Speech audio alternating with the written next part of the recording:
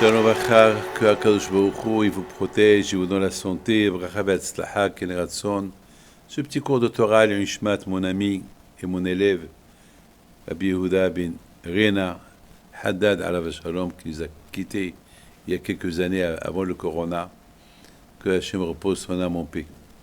C'était un monsieur qui voyageait avec moi partout pendant longtemps. Il était avec moi.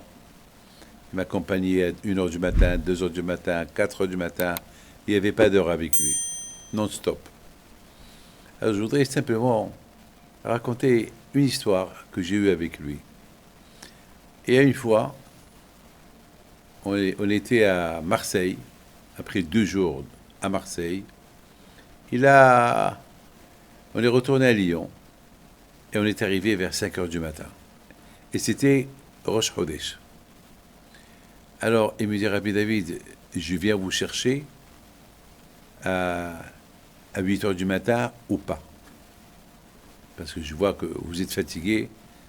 Et moi, il me dit, moi, de toute façon, je ne vais pas dormir, parce que je dois accompagner ma fille à l'école. Alors, vous savez, 3 jours, vous avez reçu les gens, vous êtes fatigué. Est-ce que... Je lui dis, écoute-moi, puisque tu ne dors pas, moi, je vais essayer de dormir.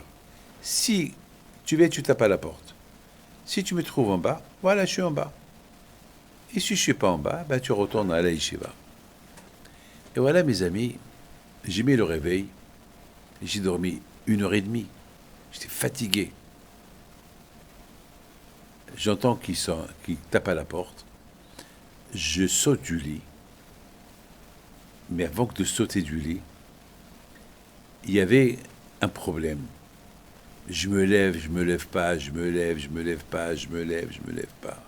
Vous savez, comme d'habitude, toujours le Tzahara, il vient au moment que tu es en train de ronfler, et au moment que tu es fatigué. Alors là, le Tzahara, il te dit, allez, ça y est, 2 jours que tu travailles, ça y est, 2 jours, tu es arrivé à 5h du matin, tout le monde a bien dormi, toi tu crevais, allez, dors. Après, j'ai commencé à réfléchir. Ici, c'était Rothschild, ou Safra, ou le roi du Maroc, je sais pas, ou je sais pas, le président des États-Unis, ou un homme important. On me dit qu'il est à la yeshiva et qu'il veut me voir. Je ne vais pas me réveiller pour lui. Je ne vais pas sauter du lit pour aller. Bien sûr que je vais. Pourquoi? Parce que c'est Rothschild, c'est Safra, c'est le roi, c'est le président. Parce que, et en plus, c'est une bonne compagnie. Alors je me suis dit quoi? Eux, c'est une bonne compagnie. Et le bon Dieu, c'est pas une bonne compagnie. Alors là, ça m'a donné à sauter du lit. Et je lui ai dit, tu m'attends quelques minutes, je me suis habillé, je suis parti à la synagogue. Ça, c'est une histoire que chaque fois, je me rappelle de cette histoire. Bien sûr, de cette histoire, on apprend beaucoup de choses. Tout d'abord, on apprend combien il faut donner priorité à Kadosh Baruch Hu. À Kadosh Baruch Hu, il faut toujours le mettre en priorité. Toujours. Vous savez, le Tzahara est très fort. Le Tzahara, lui, il veut qu'on mette en priorité autre chose. Autre chose qu'Akadosh Baruch Hu. C'est ça. C'est ça. Mes amis, je voudrais vous dire quelque chose. Une fois, j'avais besoin de faire l'anesthésie générale pour une petite opération. Et le médecin me dit, Rabbi David, ne vous inquiétez pas, ça va aller vite. Voilà, on va vous faire une petite, on va vous faire sentir quelque chose, et vous allez dormir. Et puis moi, j'ai dit, David, fais-toi la guerre contre le sommeil, ne dors pas. Alors, au moment qu'il me dit, allez, bonne nuit, le docteur il m'a dit bonne nuit, et le médecin il est venu, il a fait ce qu'il a fait, et moi j'ai commencé à résister, à ne pas dormir. Tout ce que je me rappelle, j'entends qu'on me réveille. Monsieur Pinto, ça va? J'ouvre les yeux, je dis quoi, j'ai dormi? Oui, vous avez dormi. C'est vous avez fini la petite opération, tout va bien, tout est bien, tout va bien. Maintenant, on vous laisse vous reposer un peu. Dans 1 heure, vous allez vous réveiller complètement. Mes amis, lorsque je me suis levé, combien j'ai dit merci à Kadosh Baruch Hu. Combien j'ai dit voilà, regarde, voilà. Beaucoup des fois, comme malheureusement ce qui s'est passé,